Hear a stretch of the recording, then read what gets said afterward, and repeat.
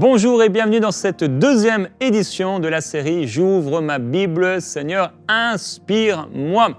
Si vous voulez connaître le concept un peu de cette édition, cette série, je vous encourage à pouvoir revoir les émissions, découvrir les émissions de cette semaine. Donc sur la chaîne YouTube de MCI TV, vous pouvez regarder les émissions de prière inspirée et découvrir un peu le concept. En tout cas, Gordon va ouvrir 2 chapitres dans sa Bible et on va sélectionner un de ces chapitres pour en retirer des leçons et pouvoir prier à partir de ce passage.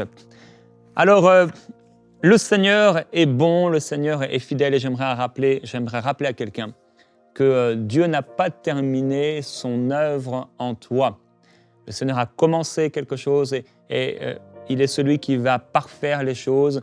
On est dans un processus, frères et sœurs, et dans ce processus, eh bien, il y a une transformation. Dans ce processus, il y a quelque chose que Dieu fait. Et on est tous dans la main du potier, il nous façonne, il nous modèle, et il faut être le moins résistant possible, donc se laisser faire. Et je prie qu'on puisse se laisser faire de plus en plus. Alors vous voyez le titre ici-bas, mais moi je ne le vois pas encore, puisque le titre, je le donne dans cette série en tout cas, par la suite, puisqu'on ne sait pas encore ce que l'Esprit va nous inspirer. Donc Gordon, sans plus attendre, tu vas pouvoir donc ouvrir la Bible et me dire sur quel chapitre tu vas tomber. Alors, je tombe aujourd'hui sur le livre des Proverbes. Proverbes chapitre 13. Proverbes chapitre 13. Chapitre 13, ouais. Ok, Proverbes 13. Donc les proverbes ont la particularité de nous donner plein de sujets divers dans un même chapitre. Et en effet, c'est le cas ici. Deuxième chapitre. On retourne dans les Actes. Ah. Acte 18. Acte 18. Merci Gordon. Et c'est Gordon aujourd'hui qui va nous enseigner la Bible. Hein? Pas encore. Non, pas aujourd'hui. Je vais te laisser jouer, tu joues trop bien, Gordon. Quelle grâce de l'avoir. Vous êtes bénis par vraiment le ministère de Gordon. Écrivez-le en description. Merci, Gordon, d'être là. Acte 18, alors ce chapitre, ça va être Paul à Corinthe. On le voit se consacrer entièrement à la parole après que 2 frères soient venus vers lui apporter un soutien. Paul va avoir une vision de ne pas se taire, mais de continuer à prêcher dans la ville. Il va demeurer 1 an et demi à enseigner parmi eux la parole de Dieu. Et puis finalement, il va retourner à Antioche. Donc, en étant convaincu qu'il faut absolument pour lui aller à Jérusalem. Et le Proverbe, chapitre 13, Proverbe chapitre 13, donc un encouragement à écouter l'instruction, à surveiller sa bouche, en parlant de l'âme du paresseux qui a des désirs qui n'aboutissent à rien, mais l'âme des hommes actifs sera dans l'abondance, et beaucoup d'autres instructions à écouter l'enseignement, s'écarter des pièges, être prudent, etc. Pouvoir corriger nos enfants dans l'amour, bien sûr, hein, et le fait de pouvoir à nouveau travailler. On va aller par simplicité, hein, dans Actes chapitre 18, et déjà vous dire à l'avance qu'on fera une 3e édition. Et dans cette 3e édition, donc la première, c'était moi qui ouvrais 3 chapitres de la Bible. Dans la deuxième, c'est qu'on fait cette semaine et qu'on termine aujourd'hui, c'est Gordon qui ouvre 2 chapitres de la Bible. Et dans la 3e édition, ça va être la régie. Donc la régie ouvrira non pas 3, non pas 2, mais 1 chapitre. Donc le chapitre sur lequel ils tomberont, c'est le chapitre duquel on ressortira des leçons pour notre vie, puisque toute écriture est inspirée de Dieu et utile pour enseigner, pour convaincre, pour redresser, pour éduquer dans la justice. Et je ne l'ai pas lu lundi, mardi, mercredi, jeudi, le reste du verset, mais il est écrit « afin que l'homme de Dieu soit adapté et préparé pour toute œuvre bonne ». Donc toute la parole, mes frères et mes sœurs, est bonne. Et simplement ce petit concept pour nous montrer qu'on peut prendre n'importe quel chapitre de la parole et en ressortir des vérités profondes pour notre vie. Alors, Actes chapitre 18. Je vais essayer de le lire assez rapidement. Après cela, Paul s'éloigna d'Athènes et se rendit à Corinthe. Il y trouva un juif du nom d'Aquilas. Si vous n'avez pas lu la Bible aujourd'hui, je le fais pour vous.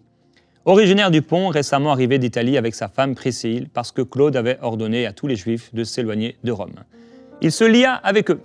Et comme il avait le même métier, il demeura chez eux et ils travaillaient ensemble. Ils étaient de leur métier fabricants de tentes. Donc, Paul a habité chez un couple et il a aussi travaillé. Il avait un métier. Paul était fabricant de tentes. C'est intéressant de le voir puisqu'on en parle peu. Il avait des entretiens dans la synagogue chaque sabbat. Donc, pour nous, aujourd'hui, ce serait le dimanche, pour certains, le samedi. Et persuadait des Juifs et des Grecs. Mais quand Silas et Timothée furent descendus de la Macédoine, Paul se consacra entièrement à la parole. Il attestait aux Juifs que Jésus était le Christ. Mais comme les Juifs s'opposaient à lui avec des blasphèmes, il secoua ses vêtements et leur dit que votre sang retombe sur votre tête, j'en suis pur, et dès maintenant, j'irai vers les païens. Je voudrais juste m'arrêter là avant de continuer.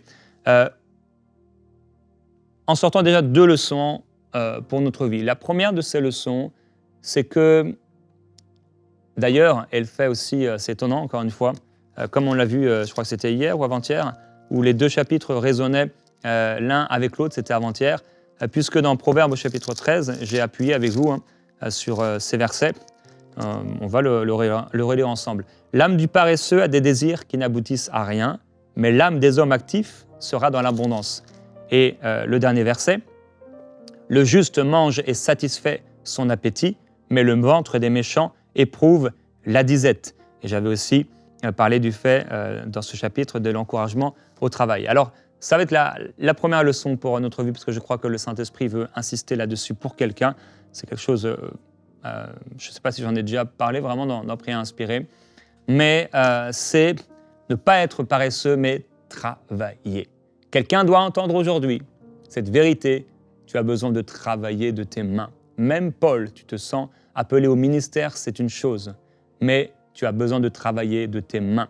Paul ira même jusqu'à dire que si quelqu'un ne veut pas travailler, qu'il ne mange pas non plus. Alors, Dieu veut dire à quelqu'un aujourd'hui, arrête de vivre au détriment des autres. Arrête de te laisser pourvoir par les autres. Il y a des saisons dans notre vie où les gens vont pourvoir pour nous d'une manière ou d'une autre, particulièrement bien sûr dans l'enfance et dans l'adolescence. Il peut aussi y avoir des crises particulières où les personnes, des gens de notre famille vont pouvoir subvenir à nos besoins. Et merci au Seigneur pour celui qui n'est pas seul, mais qui a quelqu'un pour prendre soin de lui. Cependant, frères et sœurs, d'une manière générale, eh bien, nous sommes appelés à travailler de nos mains. Et c'est la première leçon aujourd'hui. Travailler. Quelqu'un doit l'entendre, quelqu'un doit le réaliser, quelqu'un doit commencer à travailler. Donc, je m'adresse particulièrement aux jeunes. Quand on commence à entrer dans la vie active, il y a des solutions parfois pour ne pas travailler. Il y a des solutions pour rester à la maison sans rien faire. Il y a des aides, surtout dans certains pays, par exemple en France, où on peut vivre assez tranquillement quand même, en ne travaillant pas, en utilisant certains principes. Et je veux encourager quelqu'un, l'Esprit veut encourager quelqu'un à pouvoir se mettre au travail.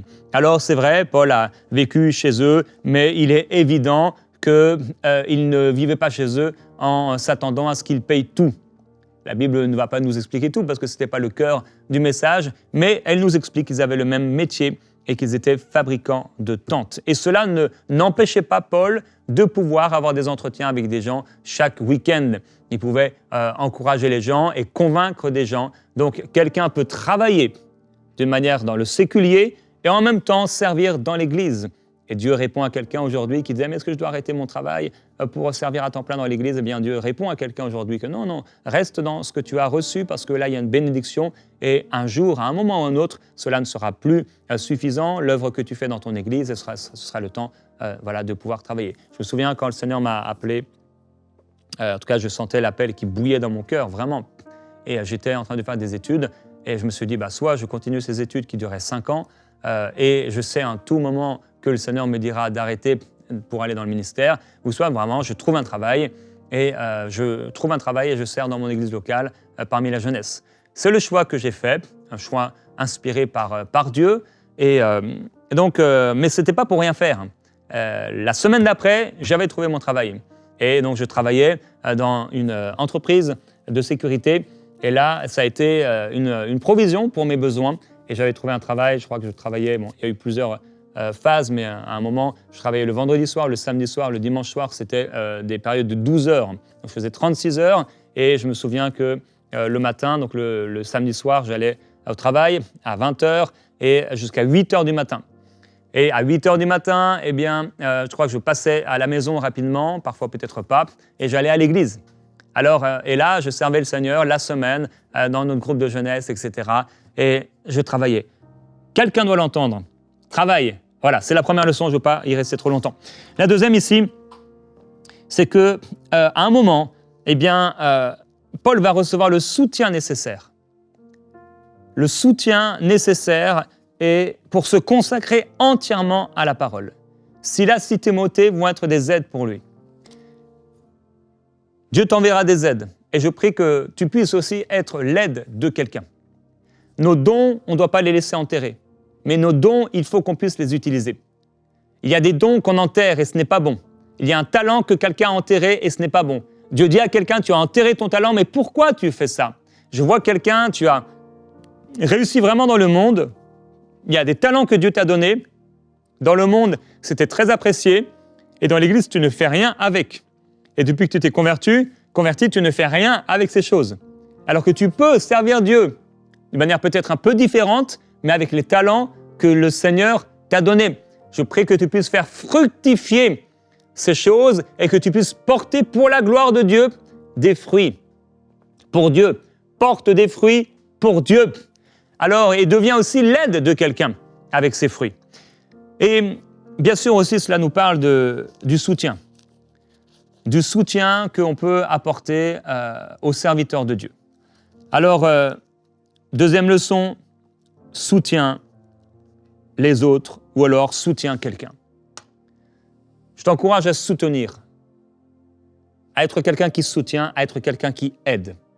On n'est pas tous appelés à avoir, entre guillemets, notre vision. C'est moi le fondateur, c'est moi le visionnaire. Non, on soutient. Vous voyez comment je suis en train de soutenir votre foi, comment Gordon est là à mes côtés et il soutient aussi votre foi et il me soutient dans mon service et dans mon ministère. Et c'est un véritable soutien. Par la grâce du Seigneur, moi aussi j'ai un Silas. Par la grâce de Dieu, moi aussi j'ai un Timothée. Merci Timothée. Merci Silas d'être là. Et ceux en régie également, qui sont là et qui nous permettent de pouvoir prêcher la parole. Mais merci également à vous. Et je l'ai répété plusieurs fois cette semaine, je ne sais pas pourquoi, Dieu veut parler à quelqu'un, apparemment, vraiment, ce n'était pas prévu. Mais Dieu veut parler à quelqu'un en disant « Merci à vous déjà, qui soutenez l'œuvre de Dieu, mais il y a quelqu'un qui doit entendre, tu es appelé par Dieu à soutenir l'œuvre de Dieu et à soutenir cette œuvre au MCI, parce que tu es nourri. » Et il y a le verset du Nouveau Testament, peut-être l'un des plus forts, bon, pas peut-être le plus fort, mais l'un des plus forts, où il dit « On ne se moque pas de Dieu. Ce qu'un homme aura semé, il va aussi le récolter. » Waouh, on ne se moque pas de Dieu. Alors de quoi on parle ici? Comment on peut se moquer de Dieu? Eh bien, c'est en ne donnant pas, en ne soutenant pas les serviteurs de Dieu. Waouh! Alors aujourd'hui, on ne vous demande pas de nous soutenir en tant que personne, mais de soutenir l'œuvre EMCI là où vous êtes nourris. Donnez là où vous êtes nourris. Faites du bien là où vous êtes nourris. Et bien sûr, premièrement, certainement dans votre église locale où vous pouvez apporter à la maison du Seigneur. Et quand il a reçu, donc, et il va l'expliquer dans une autre lettre, le soutien des frères et des sœurs, par exemple aux Philippiens, il va en parler, etc. Eh bien, ce soutien va lui permettre d'être finalement à temps plein dans le ministère, puisqu'il avait été persévérant. Alors je t'encourage aussi, j'encourage quelqu'un à pouvoir être persévérant dans ce que le Seigneur te montre. Voilà, peut-être tu es appelé à un ministère, à un grand ministère, ou peu importe, mais commence quelque part. Paul a commencé quelque part. Et là, c'est la troisième leçon. Commence quelque part. Quelqu'un doit l'entendre. Commence quelque part. Commence quelque part. Dieu t'a montré des choses incroyables, mais commence quelque part. Vous voyez ici devant moi, là, j'ai 1, 2, 3, 4, 5 caméras, mais ce sont des caméras exceptionnelles. Vraiment, c'est du haut niveau. Quand on a commencé à enseigner, on n'aurait même pas eu l'argent pour acheter un pied de ces caméras. Parce qu'on n'en était pas là. Quand on a commencé, voilà, on a accepté la vision de Dieu de faire cette chaîne de télévision. D'abord, c'est passé par des émissions. Et Frank Poulin était là, et il l'est encore, plus dans le même poste, et il était avec un petit Canon, je crois, un réflexe. Et on a commencé comme ça, et on a mis, voilà, 2-3 choses. On a commencé comme ça. Paul a commencé quelque part. Mon frère, ma sœur, commence quelque part. Avant d'atteindre la grande vision, commence quelque part. Amen. Amen. Et donc, il va quitter cet endroit. Et il est écrit, il partit de là et se rendit dans la maison d'un homme craignant Dieu du nom de Titius Justus. S'il y a un Titius Justus qui nous écoute, que Dieu te bénisse. Maison qui était contiguë à la synagogue. Pourtant, Crispus, le chef de la synagogue, crut au Seigneur avec toute sa famille. Et beaucoup de Corinthiens qui écoutaient Paul crurent et furent baptisés. Alors, il va se rendre encore dans la maison d'un homme. Bon, il faut dire quand même que c'était un autre contexte, une autre génération que celle d'aujourd'hui. Mais il va aller donc à nouveau loger chez un homme. Mais il sera très clair, l'apôtre Paul. Il dira non, on ne peut pas habiter chez quelqu'un simplement et être nourri par cette personne juste comme ça. Non, il faut soutenir et il faut être équilibré. Le Seigneur dit à Paul en vision pendant la nuit, donc ça veut dire qu'il était dans la maison de cet homme, Titus Justus, et dans sa maison, collé à la synagogue, il a un rêve. C'est la première fois que je pense à ça. La maison est collée à la synagogue et il a un rêve. Une vision, un rêve, c'est souvent le même mot. Pendant la nuit, sois sans crainte, mais parle et ne te tais pas, car moi je suis avec toi, et personne ne mettra la main sur toi pour te faire du mal, parce que j'ai un peuple nombreux dans cette ville. Paul, qui avait déjà souffert dans sa chair, portant déjà les cicatrices de Christ dans sa chair, ayant été maltraité, etc., reçoit un encouragement du Seigneur. Il vient d'une ville où il a secoué ses vêtements parce qu'on ne voulait pas entendre sa parole. Et là, il peut être découragé. Il a commencé quelque part. Il a travaillé. Il a soutenu les autres. Et il se retrouve dans cette nouvelle ville. Et là, il est chez quelqu'un. Et peut-être que dans son cœur, peut-être ce soir-là, quand il a prié, peut-être il était découragé. Peut-être il a pensé, il s'est dit, mais Seigneur, est-ce que ça va être encore comme dans cette autre ville ? Parce que même s'il a commencé à voir des gens vraiment venir au Seigneur, des gens qui ont cru être baptisés, et d'ailleurs même beaucoup de personnes, peut-être il s'est dit, bon, c'est juste pour un temps, ça va s'arrêter. Ailleurs aussi, des gens avaient cru, mais ça s'est mal terminé. Est-ce que ça va durer ? Est-ce que je dois repartir encore rapidement ? Mais le Seigneur dit lui, non, reste là. Reste là parce que j'ai un peuple nombreux. Il venait d'une maison, il entre dans une autre maison, et non, ne va pas dans une autre maison, Paul, reste là. Reste là parce que là, dans cette village, j'ai un peuple nombreux. Et qu'est-il écrit ? Il demeura 1 an et demi à enseigner parmi eux la parole de Dieu. Alors, il y a des temps où on doit poser nos valises et s'arrêter. Le Seigneur dit à quelqu'un, pose tes valises et arrête-toi. Et c'est notre leçon. Il y a un temps pour poser ses valises et s'arrêter. Dieu dit à quelqu'un, tu as trop longtemps été de lieu en lieu, tu as voyagé, c'est le temps de poser tes valises. C'est le temps de t'arrêter et de faire une œuvre conséquente, de produire quelque chose. Et pendant 1 an et demi, il va enseigner parmi eux la parole de Dieu. Chez les Corinthiens. Et on a la grâce de pouvoir lire et méditer 2 de ces lettres qu'il a écrites à ces personnes. Il y a eu une œuvre extraordinaire, l'implantation d'une église. Pendant 1 an et demi, il est resté là.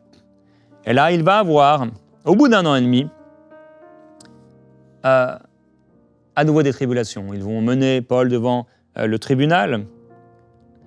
Et finalement, les gens ne vont pas être entendus par ce tribunal. Alors ils vont prendre le chef de la synagogue et ils vont se mettre à le battre. Et la pensée que je disais tout à l'heure, quand je disais que une chose avec laquelle je n'avais jamais pensé, c'est que sa maison donc, était là, collée à la synagogue. Et c'est là qu'il a eu le songe. Et quand on est collé à la synagogue, quand on est collé à l'église, on est dans la meilleure atmosphère pour recevoir de Dieu. Et Dieu veut dire aussi à quelqu'un, pose tes valises à l'église et arrête-toi. Quelqu'un, tu as été d'église en église. Tu es comme un kangourou. Et maintenant, arrête-toi. C'est ton église. Arrête-toi et je te bénirai. Alors, il y aurait encore beaucoup à dire sur le couple Priscille et Aquilas qui vont soutenir le ministère de Paul et qui vont l'accompagner même. Mais on en a parlé déjà, soutient les autres et on va vouloir qu'il reste là, puisqu'à un moment il va partir bien sûr, et il va dire non, il faut absolument que je célèbre la fête prochaine à Jérusalem et je reviendrai vers vous si Dieu le veut. Alors il était focus et ils vont rencontrer un homme qui s'appelle Apollos, instruit dans les Écritures, etc. Et ils vont l'enseigner et lui exposer plus exactement la voie de Dieu. Et arrivé là, il va se rendre très utile. Et je veux terminer avec cette leçon de Apollos. On n'a pas trop le temps d'en parler. Mais qu'est-ce qu'il y a eu? Il y a eu une croissance. Alors la leçon que Dieu veut nous donner aujourd'hui, c'est grandis. C'est étonnant, j'en parlais il y a quelques jours à quelqu'un de voir comment Apollos, la description qui nous est faite de lui. C'est rare dans le Nouveau Testament, mais plusieurs caractéristiques, au moins 5, 6, je ne sais plus exactement, 7 peut-être. Il était éloquent, il était versé dans les Écritures, il était utile, etc. Il réfutait. C'est beaucoup de bons qualificatifs. Donc on aurait pu se dire, wow, c'est bon, Apollos, vraiment, waouh, il a tout. Mais ce couple qui avait été auprès du ministère de Paul, auprès de Paul et qui l'ont soutenu, ont bien sûr reçu eux aussi, et ils ont aussi grandi. Et voilà qu'ils prennent à part le grand serviteur de Dieu, qui est vraiment un serviteur de Dieu, mais ils vont lui exposer plus précisément la voie du Seigneur. Et cet homme, partant ailleurs, va devenir très utile. Je crois qu'à un moment on peut être utile, mais à un moment on peut être très utile. La leçon grandit. Et j'ai introduit l'émission avec cela. On est en croissance. On est en croissance, frères et sœurs. Et Dieu veut nous faire grandir. Et en fait, finalement, depuis le début de cette émission, tout est question de croissance. Il y a une croissance dans l'œuvre. Il y a une croissance dans ce qu'on va porter. Il y a une croissance et il y a des temps de transition. Il y a un process. Vous vous souvenez, j'en ai parlé, les process. Il y a un process. Donc, peut-être c'est un temps pour travailler et on sert un peu juste. Et après, il y a un temps où on laisse le travail et on ne fait que de servir. En tout cas, tout cela, c'est un process. Paul, on veut l'arrêter, mais il dit non, il faut absolument que j'aille à Jérusalem et il va ailleurs. Il y a un temps où on va s'arrêter, on va poser nos valises. Et il y a un temps aussi où on va aller ailleurs et autre part. Il y a un temps où on a reçu de la part du Seigneur, comme ce couple, mais on reçoit Paul à la maison et voilà, on grandit spirituellement. Et à un moment, c'est nous qui soutenons les autres. Et on rencontre ce Apollos qui lui-même a reçu de la part de Dieu, mais qui grandit encore. Alors, j'aimerais qu'on puisse prier à partir de ces 5 leçons d'aujourd'hui. Travailler, soutenir les autres, commence quelque part, pose tes valises et arrête-toi, grandis. Père, je veux prier pour quelqu'un qui n'a pas de travail, quelqu'un qui cherche ou quelqu'un qui ne cherchait même pas d'ailleurs, et tu l'appelles à travailler. Tu appelles quelqu'un à reprendre le travail. Il y a une maman, pendant un moment, tu t'es occupé de tes enfants, et c'est maintenant le temps. Tu as travaillé, bien sûr, auprès de tes enfants. Tu les as servis. Mais c'est le temps de trouver un travail dans le séculier qui va apporter un salaire. Et aujourd'hui, peut-être, c'est quelque chose que tu ne voulais pas, que tu ne voulais plus. Peut-être ça te fait peur un peu. Mais le Seigneur sera avec toi et tu seras heureuse et épanouie. Je prie cela dans le nom du Seigneur Jésus-Christ, Père. Et je te demande, s'il te plaît, le témoignage de l'Esprit pour les femmes qui sont concernées par cette parole. Mais également, Père, pour les hommes qui sont concernés par cette parole. Ils ont été là, à la maison, et finalement, il n'y a pas eu grand-chose de produit. Et ils se satisfont dans cette situation en se disant, bon, j'ai réussi à survivre, je vais à toutes les réunions, je vais à l'église, etc. Mais tu appelles cette personne à trouver un travail, à travailler de ses mains. Ta parole nous encourage à travailler de nos mains. pour pouvoir soutenir ceux qui sont dans le besoin. Alors déclare avec moi, mon frère, ma sœur, je refuse de vivre au détriment des autres. Les autres ne pourvoiront pas à mes besoins, mais avec mes mains, par la grâce de Dieu, avec mon intelligence, avec mes capacités, les capacités que Dieu me donne, je réussirai, j'obtiendrai un salaire. Alléluia, je serai béni par le travail. Première leçon aujourd'hui, travail. Deuxième, soutiens les autres. Seigneur, nous voulons soutenir les autres. Nous voulons soutenir les autres par ta parole. Nous voulons soutenir les autres par des encouragements, des exhortations, en corrigeant aussi parfois, en relevant, en consolant, mais nous voulons aussi soutenir financièrement. Et Seigneur, nous te remercions parce que nous avons la grâce de pouvoir recevoir un salaire. Père, je prie que tout salaire bloqué soit débloqué au nom de Jésus-Christ. Je prie que toute prime qui a été bloquée soit débloquée dans le nom du Seigneur. Je te demande, s'il te plaît, Seigneur, et je déclare que tout contrat qui a été bloqué, toute vente qui a été bloquée, soit débloquée dans le nom du Seigneur Jésus-Christ. Je délie maintenant ces choses afin qu'elles puissent se produire dans le nom de Jésus-Christ. Seigneur, je te loue, je te remercie. Et Père, je prie pour tous mes frères et mes sœurs. Des fois, on est ingrat, ou des fois, on est égoïste, ou des fois, on est ignorant et on ne sait pas où semer. On a oublié l'importance de semer. Mais Père, tu mets dans le cœur de quelqu'un aujourd'hui l'importance de semer. Tu as dit, on ne se moque pas de toi. Et que celui à qui on enseigne donne une part de tous ses biens, une part de ses biens à celui qui l'enseigne. Alors, Père, nous voulons bénir ceux qui nous enseignent.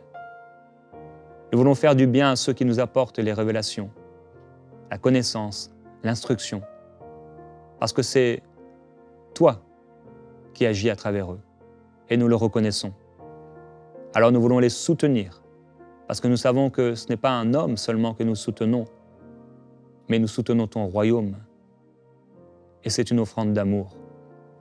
Seigneur, parle à quelqu'un aujourd'hui, et mets dans son cœur ce serviteur, cette servante qui lui a fait du bien, ce ministère qui lui a fait du bien, et qu'il puisse semer.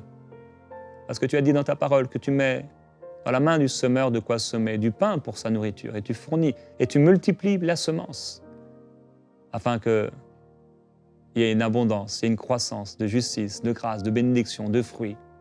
Et tu pourvoiras, et tu feras du bien. Troisième leçon, commence quelque part. Je prie pour quelqu'un, Seigneur, qui était là, à l'arrêt, qui était là et qui ne faisait plus rien, qui ne produisait plus rien. Tu l'encourages aujourd'hui à commencer. Alors Père, je te demande s'il te plaît d'ouvrir ces portes et qu'il commence. Tu as dit à Gédéon, va avec la force que tu as car je suis avec toi. Et Seigneur, merci. Parce que quelqu'un commence. Déclare-le avec moi, mon frère, ma sœur, je commence. J'y vais. Par la grâce du Seigneur. Je vais avec la force que Dieu me donne. Et je commence. Je commence cette chose. Je fais cette chose. J'avance dans cette chose. Et j'accomplis cette chose. Je commence quelque part. Tout ce que ta main trouve à faire, fais-le. Alors tout ce que ma main trouve à faire, je le fais. Avec reconnaissance. L'autre leçon, pose tes valises et arrête-toi. Il faut parfois savoir poser ses valises et s'arrêter pour pouvoir, au lieu où nous sommes, commencer quelque part à avancer. Ça veut dire que Dieu te donne une maison, mais ce n'est pas parce que tu as la maison que tu restes dormir à la maison jour et nuit. Non, de cette maison, elle devient comme une Antioche, duquel tu pars ici pour servir, là pour servir, là pour servir. Alors, Seigneur, merci parce que quelqu'un pose ses valises et s'arrête. Je prie pour quelqu'un, Père, qui depuis longtemps était comme un kangourou, allant ici de lieu en lieu. Seigneur, il y a un temps pour cela, il y a un temps parfois pour déménager. Il y a un temps de transition et des temps de transition, mais au bout d'un moment, parfois, il faut s'arrêter. C'est très clair en mon esprit, quelqu'un doit poser ses valises et s'arrêter. Et je te loue, Seigneur, pour cela. Je termine avec cette leçon grandie. Et je prie, Père, pour quelqu'un. Tu l'appelles dans un process de croissance à grandir. Et je prie qu'il grandisse à tout point de vue. Qu'il grandisse spirituellement, qu'il grandisse dans ses relations, qu'il grandisse dans son travail, qu'il grandisse dans l'excellence, qu'il grandisse dans sa consécration. Je prie pour une croissance, qu'il grandisse dans son caractère, qu'il grandisse dans son amour pour les autres, dans le nom de Jésus-Christ. Tu es bon, Seigneur. Celui qui a commencé en vous cette belle œuvre, frères et sœurs, la rendra parfaite au jour du Seigneur Jésus-Christ. Alors je vous souhaite une bonne journée ou une bonne soirée ce vendredi et également un excellent week-end dans la présence de Dieu. Retrouvez-vous donc à l'église, dans la joie du Seigneur et servez le Seigneur de tout votre cœur. Bon week-end à tous et par la grâce de Dieu, on se retrouve lundi dans Prière Inspirée.